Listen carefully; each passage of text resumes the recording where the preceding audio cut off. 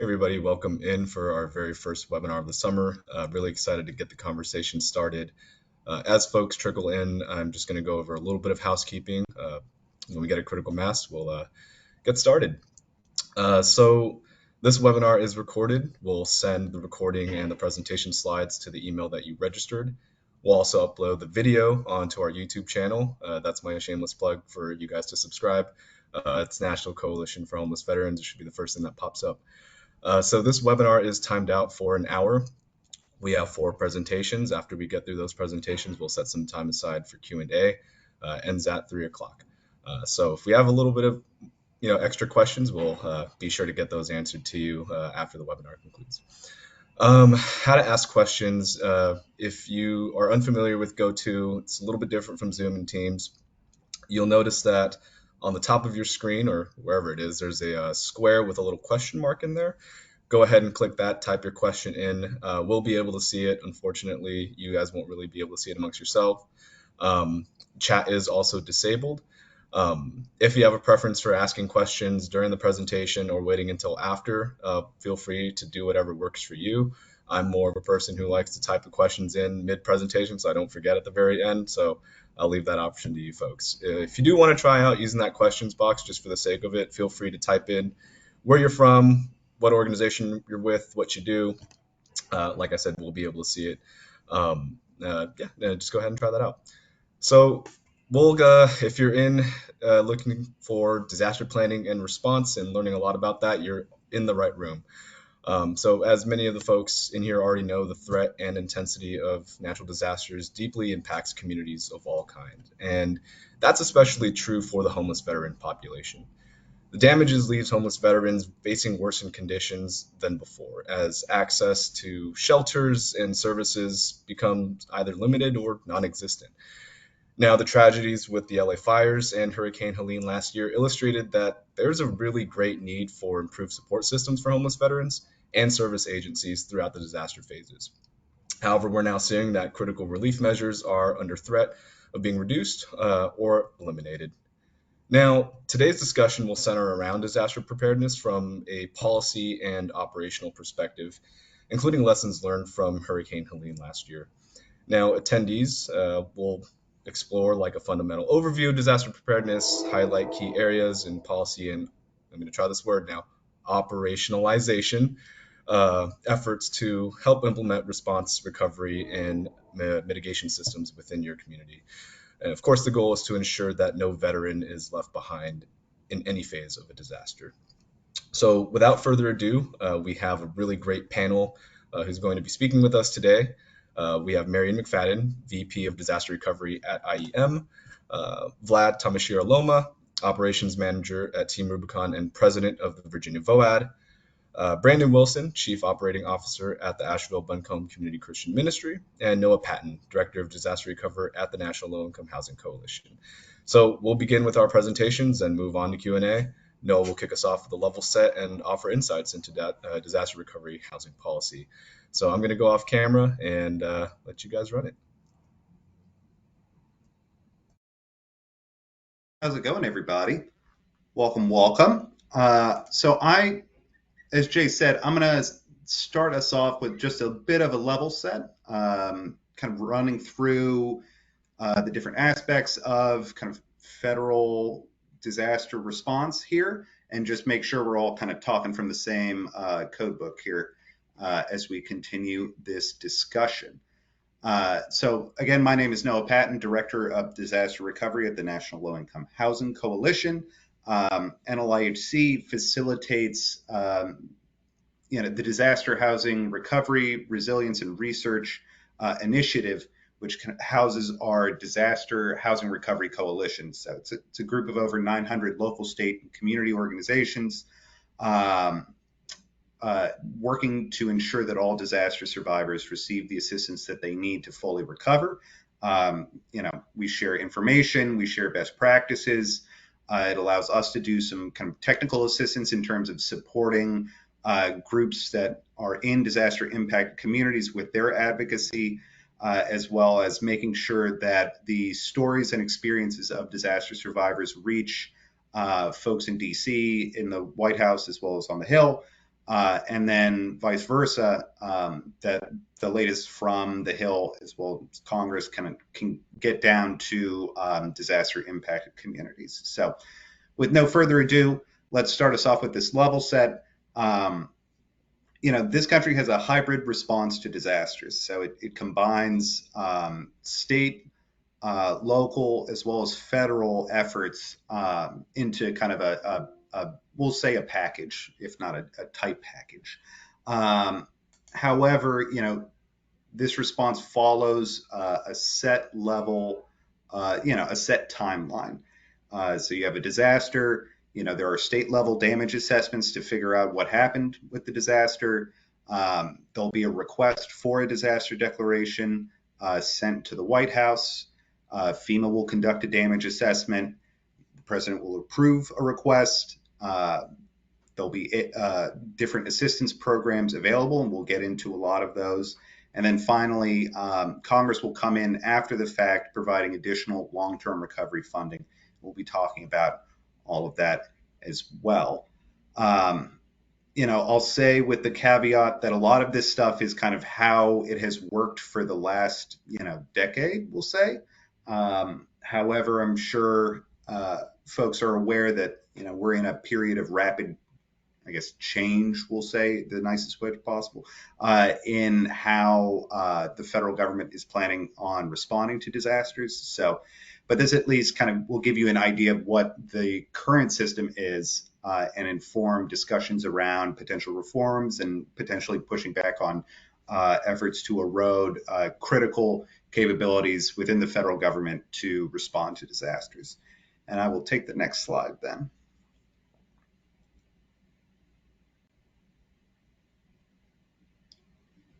I'll say specifically for this group, I did want to just mention mass care and shelter support. So this is an aspect of kind of response. A disaster has occurred. There's been, an activation of a variety of groups in response to that disaster. When we're talking about sheltering, we're talking about mass care in the context of disasters. So these are, programs that have no eligibility requirements. Nobody's going to turn anybody away from people should not be turning anybody away from a disaster shelter based on their status as housed, as unhoused, and these activities are typically conducted by what they call VOADs, which are voluntary organizations active in disasters, your Team Rubicons, your Red Crosses, and the like. So, their mass care mission has all of these components. And I'll also just flag there is an additional federal program that might come in at this stage of the disaster. So this is kind of like right as things, as the disaster has happened, emergency shelters have been set up. There is HUD's RUSH program that, Marion, who we'll hear from, was instrumental in setting up. I'm sure she'll go much more in detail into that program, but just suffice to say, these are recaptured ESG funds allocated out for homeless services within disaster impacted areas. And I will take the next slide.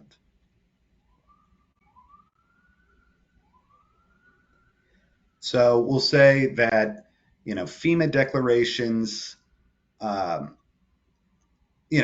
disaster declaration will specify specific programs that are approved. So typically, you're looking at FEMA public assistance, which we'll get into, but that is more focused around state and local governments. And then individual assistance, which is assistance provided directly to people impacted by disasters. And so that includes, everything from other needs assistance, which includes reimbursement for medical costs or childcare, all the way to, displacement assistance, which provides, direct cash assistance for households that have been displaced by the disaster. This is a large program. It has significant issues in terms of accessing these sorts of resources, but there are quite a number of different programs kind of available under this. And why I put that huge caveat on it is because of, and I'll take the next slide, a significant barrier for folks experiencing homelessness in accessing these funds. So if you asked FEMA anytime within the last 5 years, we'll say, hey, if somebody is experiencing homelessness in a disaster impacted area, are they eligible for housing assistance from FEMA? So this would be like, rental assistance. And they will type out in their email, FEMA does not provide housing assistance, direct assistance, home repair assistance, or home replacement assistance to applicants experiencing homelessness because the need for housing was not caused by the disaster. They will just keep repeating that verbatim as many times as you want to ask them. I know I've asked them plenty of times. There is some limited eligibility for what they call other needs assistance. Again, that's kind of the reimbursement-based assistance, but that has limited usefulness for somebody experiencing homelessness because, of course, it's reimbursement-based, so you have to have paid for it ahead of time and then get reimbursed by it. So unsurprisingly, that's less than useful for somebody that's experiencing homelessness. I will say that there is a carve out that's very interesting, and this is the only place that I've seen in the federal government that they have this kind of distinction. So there's residents of non-traditional housing, which includes tents, huts, and lean-tos. For residents of non-traditional housing, they might be eligible for kind of initial rental assistance or lodging expense reimbursement, which is like reimbursement of hotel rooms, if they can find a credible source, so a social worker, a elected official that can verify their occupancy of the non-traditional structure or housing at the time of the disaster. If you can't do that, you're only eligible for other needs assistance. And so, what does that functionally mean? It means that's functionally a bar on assistance, even if you are living in a non-traditional structure. I did want to point out one interesting thing. After the LA wildfires, actually, the city of Sacramento, not Sacramento, the city of Altadena, Pasadena, actually pushed FEMA to set up an address system for several large encampments in the area so that the residents of those encampments could actually apply for FEMA assistance, directly and have an address and so be verifiably living in the disaster impacted area at the time and actually received FEMA assistance from that. And so you might ask, oh, why is that? Why did that happen there, but not any of the other times? And it's because the city pushed FEMA immediately upon the disaster happening to say, hey, we got to ensure eligibility for folks experiencing homelessness in our community for this assistance. And that demonstrates the element of local primacy. Really, at the end of the day, the people at the local level are in charge of their disaster recovery. And so FEMA has expertise and resources and that sort of a thing. But at the end of the day, the local folks are in charge. So it's important to keep that in mind as if you're doing this work and a disaster has occurred in your community. So I'll take the next slide. And I'll go fast, I promise.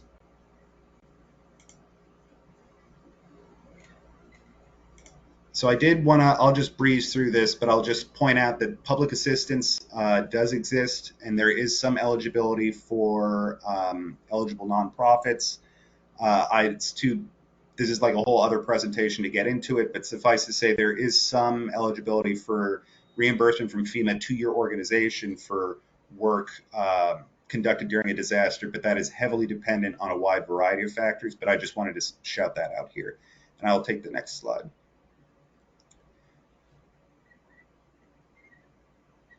So after FEMA assistance, I did want to touch on HUD assistance. HUD assistance here is going to be around long-term recovery aid through the CDBG-DR program, which if you could say 3 times fast, you can be a disaster recovery reform advocate. That program is very flexible for a reason. Every disaster is different, but it does include new construction of housing, rehab and reconstruction of housing, and doesn't have an eligibility bar for folks that were experiencing homelessness at the time of the disaster to receive assistance. So I like it a lot. I also like it a lot that it has a 70% allocation requirement that 70% the funds must benefit low and moderate income households. I will take the next slide. So the problem with this program, I just said that I love it, but the problem with the program is that the timeline for it is exceptionally long. Not only do you have to wait for Congress to pass a disaster aid package, which could take anywhere from a couple months to years, there's also a significant, complicated process to get, the action plan written, get the action plan approved. And the reason that this is this long is because the program is not permanently authorized. So basically, every time Congress approves funds under the program, HUD has to redo the program. And so that, needless to say, takes a significant amount of time. I will take the next slide.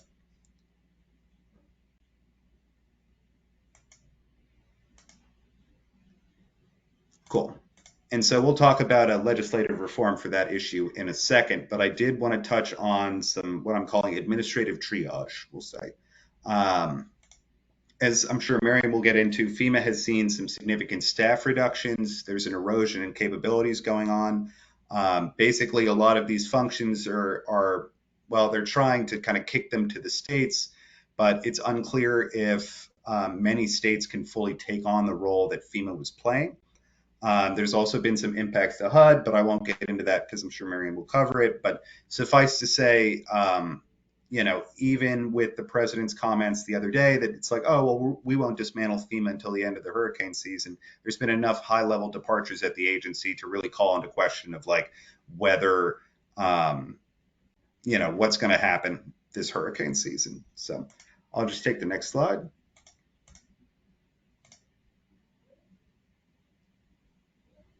So I'll say contractually, I am obligated to give you a list of several bills that we're working on. The most important bill probably this summer is not on here. It's not yet released, but that is a comprehensive FEMA reform bill that is brewing in the Transportation and Infrastructure Committee. But in terms of our top priority is the Reforming Disaster Recovery Act. That is a bill that would permanently authorize that program. So it would shorten the timeline to get those funds out the door, as well as do all of these excellent things. And that is actually, again, it's a bipartisan bill. We have a significant crop of bipartisan support in the Senate, just kind of continuing to push along with it. And then I will take the next and final slide before I shut up. And I'll say there is some additional bills around, most notably the Disaster Assistance Simplification Act that would create a universal application for recovery assistance across all federal agencies, as well as a bunch of other excellent ones. But again, I invite y'all to reach out to me if you're interested in getting involved in NLIHC's disaster work or want to know more about any of these legislative priorities. So I will close there.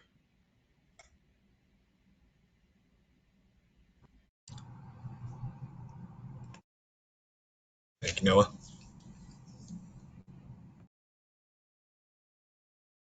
Okay, I'll jump right in. Hi, everybody. I'm Marion McFadden. I spent about 20 years at HUD, and I've been working on disaster recovery and with unhoused populations for decades. So really appreciate the opportunity to talk to you all about what's going on at the federal government and what I think you can be doing at the local level. So next slide, please. I think we all know how bad the disaster situation is. We've had more than $20 billion disasters last year. What I think people don't understand is the impact on people who are unhoused at the time of the disaster. Noah mentioned that at HUD we created the RUSH program, and that was to provide extra emergency solutions grant funding to communities that were impacted by disasters. And we got a lot of questions. Well, If the point of these recovery programs is to put back what was lost, why do people who didn't have much need it? And so I think there's real work for us to do to educate everyone we can about the fact that people may be more traumatized by a disaster because they were living in an unsafe location. They may get treated poorly when seeking assistance, even the things that they're entitled to. And bottom line, if it was hard to afford a place to live in a community before a disaster, it's going to be really excruciatingly hard to find an affordable home afterwards. So lifting up that message is really, really important. Next slide, please.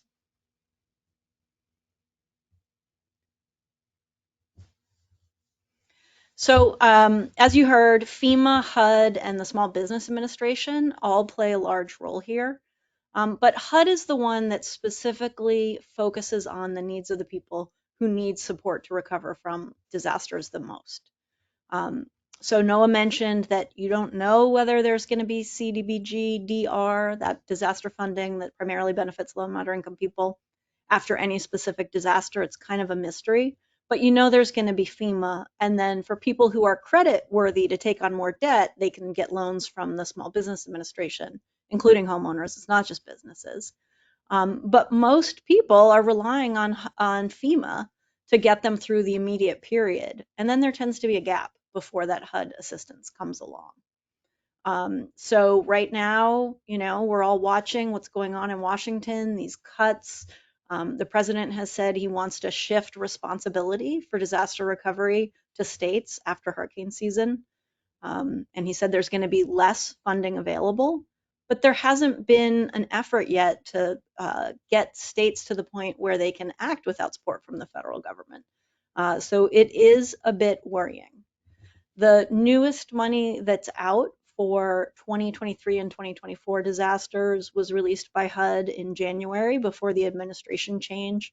HUD has also worked out a streamlined waiver process so that as communities are waiting to get additional funding from HUD, they can have more flexible use of the funds that they have on hand while they wait for that money to come in. So it's automatic and smooth, which is good. Let's go to the next slide as we think about HUD having less staff to support jurisdictions that are making changes to their plans. So I left HUD in January and in February went to this company called IEM.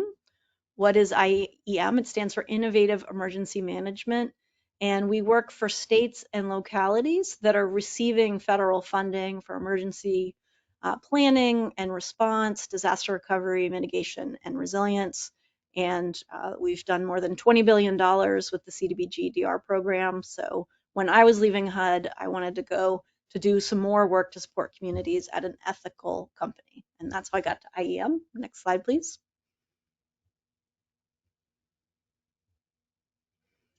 So this is what we advise to emergency managers, to communities that we're working with around how they can prepare for disasters. So do community-centered planning, use data and mapping to assess vulnerability before disasters happen.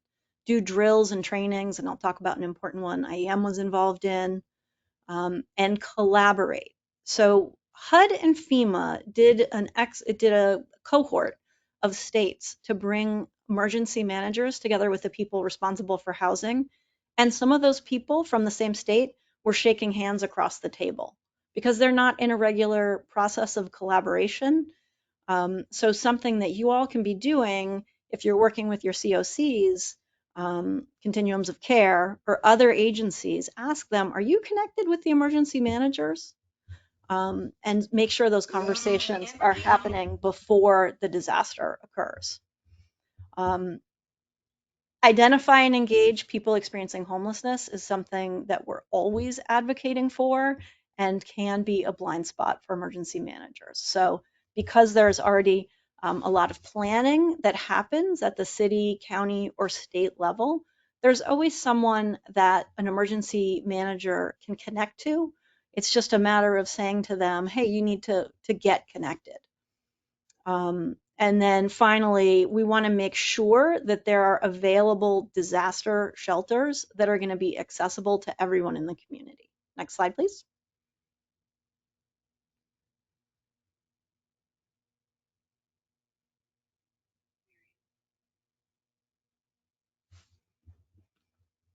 Okay, so I mentioned that I was going to do an exercise, mention one of those exercises.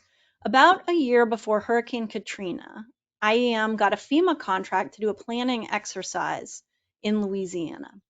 And they basically predicted a storm like Hurricane Katrina and spent many, many days, many workshops identifying vulnerabilities and challenges of what it would mean to resist that kind of disaster, to evacuate people, to try to ensure continuity of services. And we all know it couldn't have been perfect, right? Because Hurricane Katrina was absolutely devastating. But because IEM was able to make recommendations and the state was able to implement them, it said that it helped avoid the loss of 60,000 lives during Hurricane Katrina. Can only imagine how much worse it would have been without this kind of exercise. So that is to say these exercises matter, and they're happening. So try to find out how you can get involved and help shape the way these planning exercises are happening locally. Next slide, please.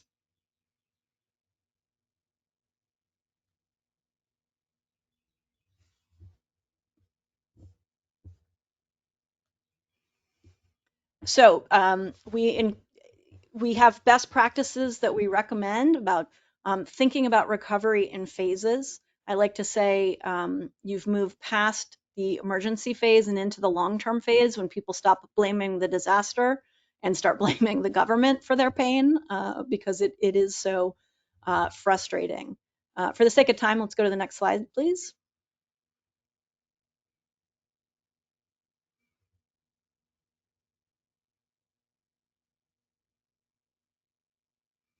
Okay, community-based organizations are essential in this ecosystem and need to ensure that you're building capacity. So strengthening organizational readiness means having emergency response plans, ensuring that staff know what they're going to do. You can learn about disaster response from FEMA.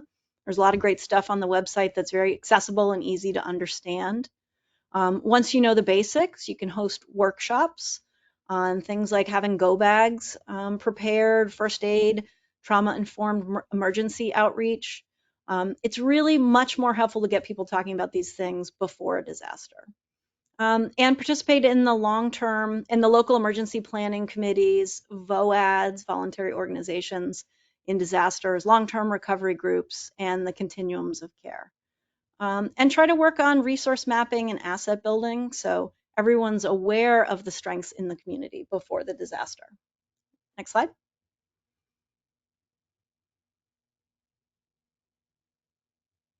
So one of the favorite things I got done at my time at HUD was the creation of a disaster recovery homelessness toolkit, which helps the recipients of funding and community organizations understand what they can do to support people who are unhoused at every phase of a disaster. That's available on HUD.gov and encourage you all to take a look at it. Next slide.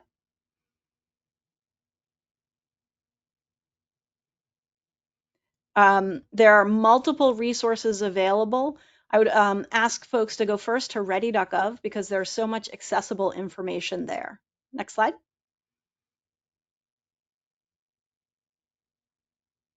Thank you. Look forward to your questions. Thank you, Marion. Let's kick this over to Vlad.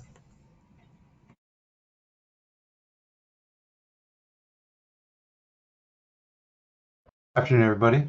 Thank you for having me here. My name is Vladimir Tamashiro-Loma. Had a slight title change, so I'm now an operations manager. This happened this week. My main responsibilities within Team Rubicon is to directly managing and supporting the capacity readiness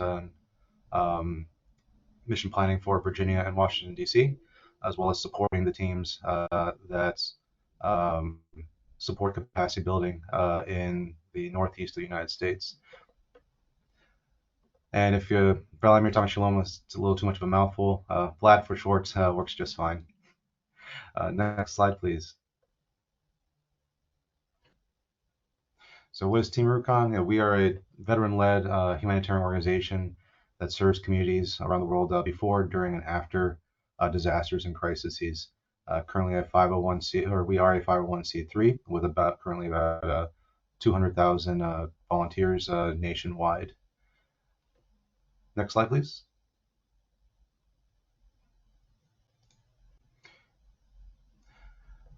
Where we started back in 2010, after the devastating earthquake in Port-au-Prince in Haiti, a couple of Marines, Jake Wood and William McNulty, led a team of veterans, first responders, and doctors down to Haiti. There, they were able to treat a few thousand patients before the larger international organizations were able to spin up and get their resources down to Haiti.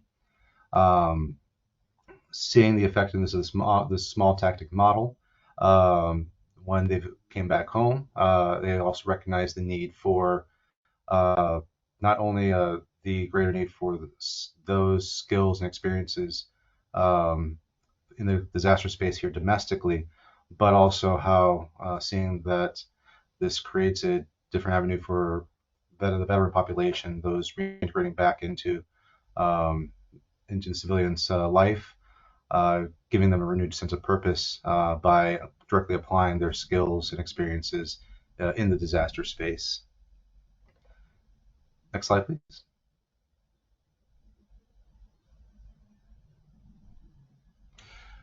So for those who are not familiar with the disaster management cycle, we have preparedness, mitigation, hazard mitigation, response, and recovery.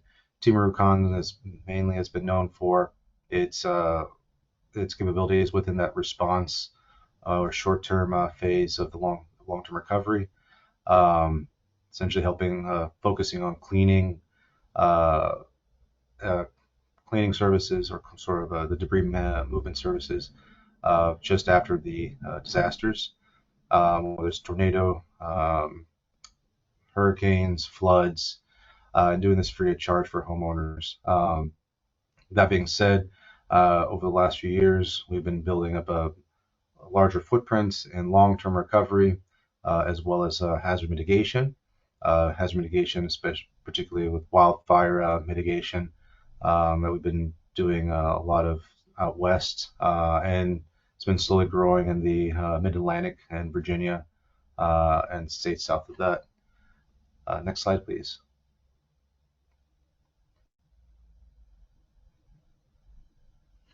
So what is that we do exactly? When I say about those 4 phases, we do debris removal. That debris removal capability focuses on muck and gut teams, or essentially teams that would go in after a home has been flooded, and pull out any furniture or construction material that's porous, that can absorb water. Anything that has absorbed flood water, that gets pulled out and put on the curb side.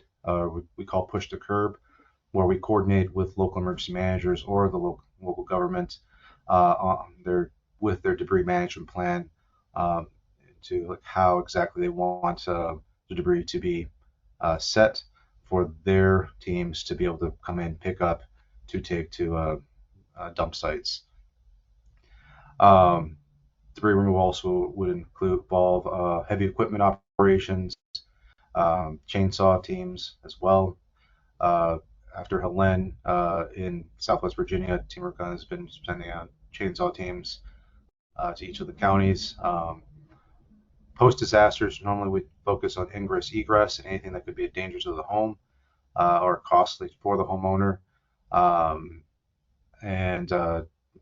With hazard mitigation, we look more into setting up defensible zones and working with the local emergency manager based on their hazard mitigation plan on what areas would be effective in reducing fuel for the next oncoming wildfire season.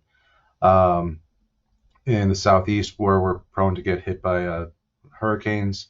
We do have route clearance teams where we coordinate with state governments to set the pre-position those on the onset of large incoming hurricanes to clear primary and emergency roadways for emergency services like first responders. We do a little bit of expedient home repair services like roof tarping, where we are not roofers, but we can apply tarps to temporarily plug in that exposure from the home, essentially keeping out the elements so that there's no further damage from just a casual rain or even a future storm, adding on or compounding on top of what's already occurred for that homeowner. We also, just to speed things along, help out with emergency operations support or emergency operations center support, volunteer management, and our long-term recovery team helps with home rebuilds as well. Very specific markets. It's not as wide or as expansive as our muck and gut and chainsaw capabilities throughout the U.S. And of course, as mentioned before, hazard mitigation, primarily fire and flood hazard mitigation.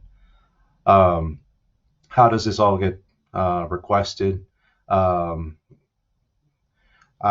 As mentioned by previous presenters, my colleagues, getting in touch with the appropriate planning committees, also being in touch with your local emergency manager. That way, when there has been damage either to some of the clients that you serve or through your own facilities, please let the local emergency managers know as soon as possible.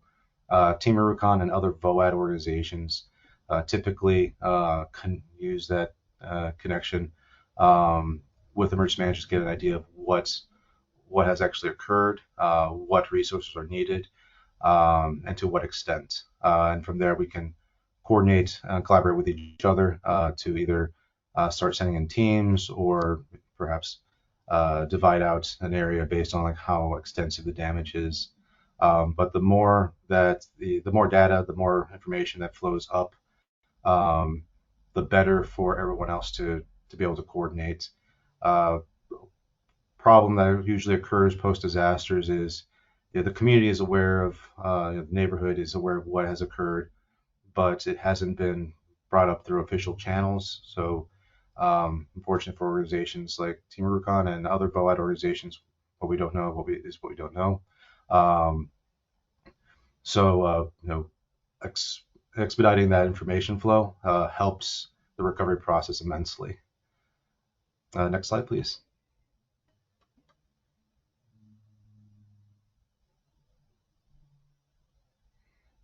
And again, like any VOAD organization, our services to those homeowners is free of cost.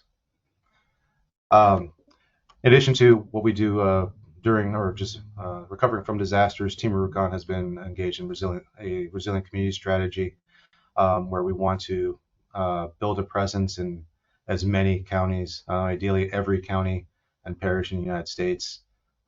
Takes time, but the ideology is based off of recruiting, organizing, and training teams, effectively having volunteer leadership in place to help engage those teams and help with training, and building out community service projects, which helps engage those teams as well as maintain a connection between our organization and the community by being involved in the community.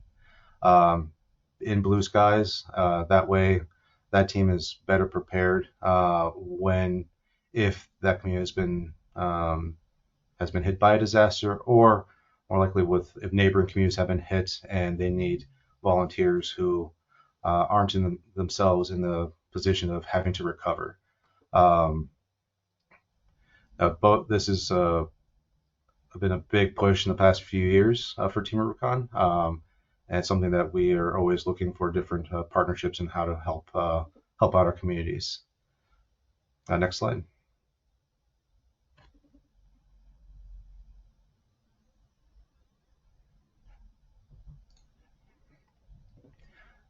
And you've heard us me mention that this is a veteran-led organization. And what does that mean exactly? Years ago we were about 80% veterans. Now we're nationally about a bit over 50%, with close to 10% active military. What we do for our veterans coming in is to help with that transition from military life to civilian life. We provide purpose, community identity for those veterans, and focusing on that with by allowing them to apply their skills and experiences into the disaster space, um, while also giving them that renewed sense of that you are needed. What you provide to the table is exactly what we need, and the disaster space is its place. In addition to that, being working alongside with fellow veterans, but also civilians, whom we refer to as kick-ass civilians, who are service-minded, service-oriented, and have that attitude of rolling their sleeves up and being leaning into solutions. Um, Creates that safe space for our volunteers to be able to just be themselves. And that is a recipe for essentially building out a highly motivated volunteer base. That's a common piece of feedback we've received over the years from different communities is that we bring the storm, we bring our own storm to respond to a storm. How fast these crews work has always been a testament, just because of sheer motivation and need for caffeine, and like that type A personality of like they have to get things right in order. Hence, Team Rubicon Clean. Next slide. And that is all I have. I'll pass off the baton to my colleague. Great. Thank you, Vlad. I like that. Bring a storm to fight a storm. All right. Let's hear from Brandon. All right, good afternoon, everyone. I'm going to be a little quick here. We want to make sure we have some time for questions. But my name is Brandon Wilson. I am the Chief Operating Officer for ABCCM here in Asheville, North Carolina. Just a little bit about our organization. We provide health and human services in the nonprofit sector supported by churches. One of our homeless transitional facilities, we have 3, but one of them was significantly impacted. And you're looking at a picture of the lobby of the Veterans Restoration Quarters on Shenandoah River. During the flood, we had over 8 feet of water that came into that space and into that building in some locations, completely destroying that that building. Good news is we got all of our guys out of there. We were evacuated to 4 different locations. Nobody got hurt, just a lot of loss of their belongings and a loss of our structure. So a lot of what I'm going to talk to you about today is just basically lessons learned. I am not an expert in disaster preparedness, but what I am doing with you today is sharing what we've learned, what our experience has been, and what things we're putting in place. And so we sort of broke that up in like during the storm, direct recovery, and then policy implications down the road. And you've heard a little bit from Noah and Marion on that. So if we can go to the next slide. So the first thing I want to talk to you about is, let's see, we go to the next slide, stability in the storm. There we go. Right there, stay right there. So some of the first things that we had early on, we weren't prepared for this. And I think you've heard from our other colleagues talk about preparedness. You can go to the next slide there, David. Communication was a big issue for us. We didn't have cell phone signal or internet in a lot of Western North Carolina. And so when we think about what we had a lack of and what we're thinking of moving forward and having a plan for is communication. We didn't have it, so how do you do that? And then when stuff is going on in that time, it's important that if you can find that communication, to be actively engaged with your peers, with your staff, with your families, with emergency management, with the veterans that we serve. We had to try to keep that highway wide open. I don't think there's no such thing as over communicating during a disaster. You've heard it earlier too, as we also really worked really hard on integrating veteran-specific needs into what was going on. A lot of our veterans who were struggling or experiencing homelessness that were at our facility had existing traumas that they were bringing into the equation, whether that be PTSD from conflict, whether it be military sexual trauma, whether that be other disasters that they had experienced through their military service. Having them in congregate shelters was bringing back a lot of flashbacks. So understanding those very specific needs that tied to those experiencing homelessness was really critical and important for us, that we saw that we had to address quick, fast, and in a hurry. Also, we wanted to maintain and keep case management and collaboration open and develop some more partnerships that we may not have had. The fact that we are on a first name basis now with the American Red Cross, with VOADS, with FEMA, with our emergency personnel, those may not have been as strong as they should have been prior to the storm, and we're starting to build upon that better today. That is really important when you think about case management and that consistency of communication. We've also started to develop our SOPs for disaster response. Believe it or not, we thought we had some, but we were not nearly prepared for this. And so working with VOAD, working with FEMA and others like Team Rubicon, we've been able to develop SOPs for the next thing that may or may not happen, whether that be a pandemic, whether it be a hurricane, a tornado. There's all sorts of things that can happen. And so we're diving deeper right now than we ever have in developing those SOPs and what that looks like. And then, and lastly, on ensuring that continuity of care is to explore pre-approved disaster waivers with FEMA, HUD-VASH, grant per diem, specific flexibilities that can be given to us during a time of disaster. I had no idea there was such thing as pre-approved FEMA rules that you could put in place before a disaster hit. And so as we've gone through this, we've learned the hard way. So I would say that make yourself a little bit more intentional and proactive to learn some of these things now during a time of non-disaster or peacetime. So when it does hit, you're a little bit more prepared moving forward. But ensuring that continuity of care for our veterans and that consistency for them help bring down mental anguish, mental anxiety, not just for them, but our staff and our community. So doing these things are really, really key and important in the lieu of that. Next slide, David.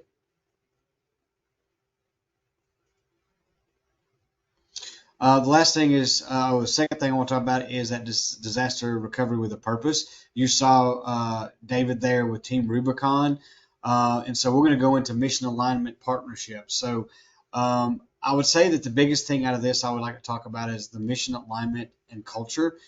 If you don't have a relationship with, Samaritan's Purse, if you don't reach out to Team Rubicon now and all these other entities that are quick response, boots on the ground that can help you not only recover and mitigate that recovery, expedite that recovery, but also now how to help you understand the next steps. Team Rubicon showed up for us from day one, and not only did they help us to start mucking and gutting and cleaning up so we can get back to a build back mode, but they also understood how to do that, how to talk to FEMA, how to talk to the state, that we had no idea. So when they started cleaning up, they knew where to put the white matter versus the roughage versus the cars that were in our lobby. It has to be done a certain way for FEMA to come as a part of that cleanup. We never would have had that expertise, nor did we have the means to do it. So aligning yourself and making contact beforehand with them is really important. The other thing that I wanted to say, like with Samaritan's Purse and like Team Rubicon, and congratulations to Vlad there on his recent promotion, but Team Rubicon shared our same alignment. Like there's a veteran-centric culture. And so when you bring an organization that's going to help with you on the ground, that shares your same mission, values, moving forward, the humor was the same, right? The get stuff done was the same. The way that they had their everyday huddles was the same. And so that was really reassuring to our veterans who got to witness and see that and actually be a part of that. They took care of everyone's belongings that were in a room that they may have found that may or may not have been of any importance, but they they handled them with care. And we're talking about there's big equipment, there's shovels, there's mucking going on. They still took the time to say these are people's lives. And that really meant a lot to our organization, which adds to that value of more of a hopeful future moving forward. And so aligning yourself with these organizations and finding out what they're about, how they operate, and how that fits into your organization's mission and values is extremely, extremely important. And so on top of them being able to bring that rapid response and expertise to you. Next slide. And lastly, and this is really in Marion's and Noah's expertise, but beyond the emergency declarations. And so next slide, please. So we were in the middle of being able to work through this and muck and gutting and figuring out what we're doing with our veterans, how to get them rehoused, case management, are all our people okay, how's our files, we're asking the VA for flexibilities, oh crap, we've got an audit coming up in the middle of all this, like all that was going on. You also as leaders need to be thinking down the road, right? You have to be thinking the next 6 months, the next year, the next 2 years, the next 5 years. And so this is a great opportunity to help push for procurement reform. One of the things we've been asking for is for the president to put executive authority on not having to do the federal procurement process through FEMA. It's much like a Davis-Bacon project, which adds time, energy, value, reporting onto an already resource, community that's lacking those resources right now, right? And so we use this opportunity to try to push on the president and push on Congress to do some procurement reforms and emergency declarations to speed processes up so we can get back to normal or at least get on our feet quicker than we can. So you have those opportunities to do that. It's also an opportunity to set very specific priorities. For us, it's veteran-specific priorities on rebuilding and recovery. So we leverage that homelessness for veterans is a part of the administration on why it's important to push for that kind of reform. And then obviously the last thing is to take advantage of the national awareness of the crisis that we're happening. I think it's not to say that we want to take advantage of attention, but I'm telling you, take advantage of attention. A lot of what happened in Asheville and in Western North Carolina, the flood, we were very blessed with the abundance of people that wanted to send resources and food and water and generators and chainsaws. And the more national attention that we had on that, the more resources flooded into the area that really needed them for us to get those resources to the people that we really needed. That would not have happened without national attention. We had people from West Virginia, New York, Texas sending stuff to us. And also, it's also an opportunity to have national attention from our congressional, senatorial, and state leaders as well that can obviously also push more funding and resources to us as well. So next slide. And so in closing there, because I know I want to leave us some time for some questions if we have any, I would just say what we've learned is to strengthen your disaster readiness plan, build formal relationships with your local and national emergency responders. And that includes ones like Team Rubicon, pre-identify funding resources and recovery cost reimbursement strategies. And then obviously and lastly, communication. So that being said, I tried to go really fast to give us time for questions. David, I will turn it back over to you, sir. All right, thank you, Brandon. I'm going to open this up for Q&A, so if all our speakers can get back on camera for this part of the session. So I have a question from Tracy. Brandon, I think you'll be a good person to kick us off here. Tracy says that they were the statewide coordinator for Florida FDEM, Local Emergency Management. Contacts were not updated and it was hard to communicate. What do you recommend for keeping communication flowing? Well, first thing I would do is I'd have a plan. Like there's two ways to answer that question. One is, what do you do when there's no internet and no cell phone signal, right? Like when you don't have that, there's no way to communicate, right? So you got to go back to the old way of doing business, whether that's with two-way radios, ham radios. Like that's a part of our SOPs now, because let's be honest, we didn't have comms for almost 3 weeks in Western North Carolina in the main cities like Asheville, much less the outer counties, right? So that's the first part. The second part is that having meetings and coalitions and strategy sessions before a storm hits needs to happen. And that can be done with the state's emergency personnel, emergency management system. Be a part of that. Raise your hand and say, let's have a meeting. Let's talk about this. Let's make sure all these communications are up to date with organizations that does X, Y, and Z, and that will do X, Y, and Z in the event. I think having an organizational SOP is really what we're trying to get to, but also having a regional or statewide SOP is just as critically important. And the answer to that is leadership, is raising your hand and pushing that forward. Hope that answered it, Jay. Yeah, absolutely. Tracy gave a thumbs up, so good review.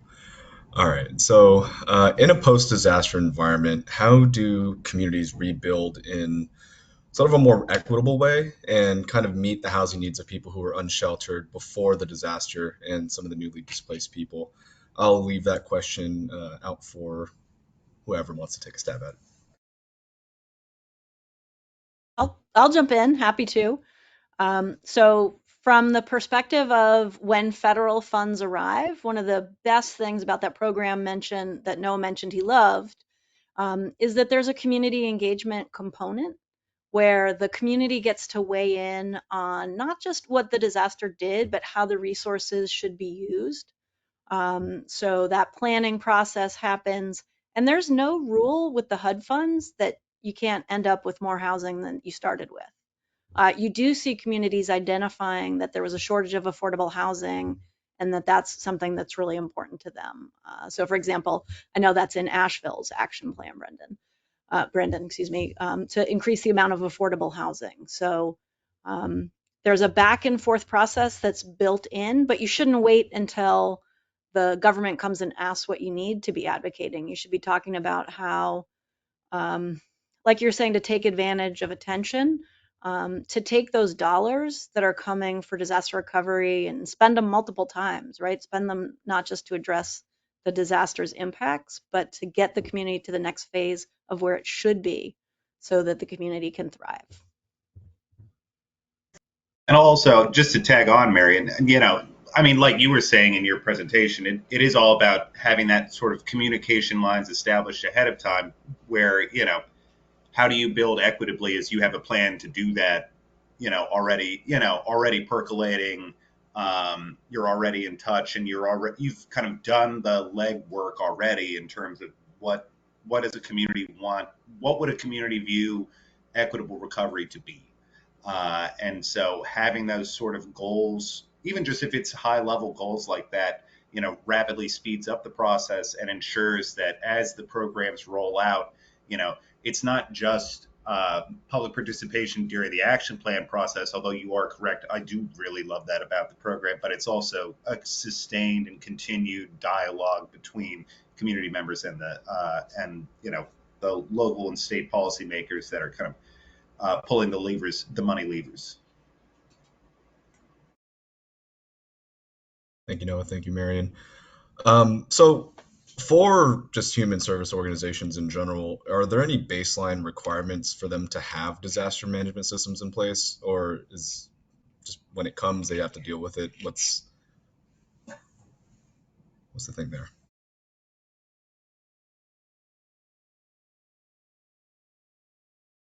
I mean, I'll say I don't believe there is any, I mean, there's certainly recommendations, but I do not believe there's any direct requirements for kind of human service oriented groups to be prepared for disasters. Although, I'd say given all the tumult at the federal level, like we're going to get a lot more involved in disasters ongoing. So I think it's more of you'll be required to do it just through sheer necessity, I guess we'll say, if that answers the question. Yeah, absolutely. So question for Vlad. I know, your volunteer-led organization. For folks who are interested in, becoming a gray shirt, sort of what's the process and getting involved in that type of work? Sure. That's www.teamrubiconusa.org. You can sign up from anywhere, and our back system will be able to, part of that process will be putting in your address, and that our system will be able to connect you with the nearest volunteer leader team as well as an associate. when I need to know how to operate a chainsaw? Oh no, you can come in with zero skills. We will teach you everything. From how to muck and gut to we have courses on how to operate a chainsaw safely. In fact, we require that regardless of background experience, you've run through these courses uh, for anything, just safety, to make sure a team from Texas and a team from Virginia, having a leadership team from Maine, we're all speaking the same language. Thank you. So I will cap off with this last question here. So what are your thoughts on forced displacement? In some areas, especially in destitute areas, citizens are not willing to leave prior to disaster despite the warnings. What are some ways to aid that process so that people don't get stranded? I'll leave that question open to the floor. I'll jump in real quick. I think that for us, we actually, the storm happened so quick here. We are some of our path and outreach peer support specialists and community health workers took to the streets to those encampments and really stressed. I think for them to get moved to another location. I think it goes back to really having relationships with trusted organizations that are doing street outreach, because they're more likely to engage with those individuals that's been checking on them, that they're providing peer services for. Believe it or not, they're more likely to engage with them than they are law enforcement, the National Guard, or emergency personnel. And so knowing your organizations that already are doing that type of street outreach is critical, and being able to leverage and utilize those individuals in a safe and effective way with emergency personnel, I think is important. And so we work side by side with the National Guard, Asheville Police Department, to going into encampments that we knew about in order to help get them out of that area before the flood happened. And so engage with organizations doing that street outreach. And I would just add, be very specific about where people are going to and what they can expect. Great, thank you. And Hey, I just Brandon. want to add too, for everyone who's out there, I think the most underutilized resource in any community is within the faith-based community, right? The churches bring a lot of flexibility and agility and speed to recovery in a storm and directly after the storm than people actually realize. So leverage your faith-based communities and churches across all denominations. At the end of the day, it's all about caring and loving for each other. But I think using that as a resource is something that we need to keep at the forefront. We couldn't do with what we did without having the church's support. And so it gives you that agility, that flexibility moving forward, and the speed in which they can actuate people is way faster than other organizations can in a mass. Thank you for that, Brandon. Now, I want to be respectful for everyone's time here, so I'll just wrap this up real quickly. One last question, I promise. So, kind of get a wish list of what needs to change in disaster management policy and disaster management systems. Short answer from each of you. Marion, kick us off. I'd say some certainty, right? We're waiting to see how things shake out in Washington, what states' responsibilities would be. We need to agree on a system and stick with it so that people aren't asking questions about who's in charge when the worst happens.